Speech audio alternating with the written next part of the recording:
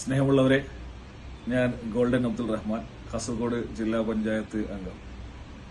കായിക വിദ്യാഭ്യാസ കാരുണ്യ മേഖലകളിൽ മാതൃകാപരമായ പ്രവർത്തനങ്ങൾ കാഴ്ചവെക്കുന്ന നമ്മുടെ നാട്ടിലെ ഏറ്റവും മാതൃകാപരമായ ഒരു ക്ലബ്ബാണ് seven star Cherukoli. Seven star Cherukoli പുതിയൊരു ദൗത്യം കൂടി ഏറ്റെടുക്കുകയാണ്.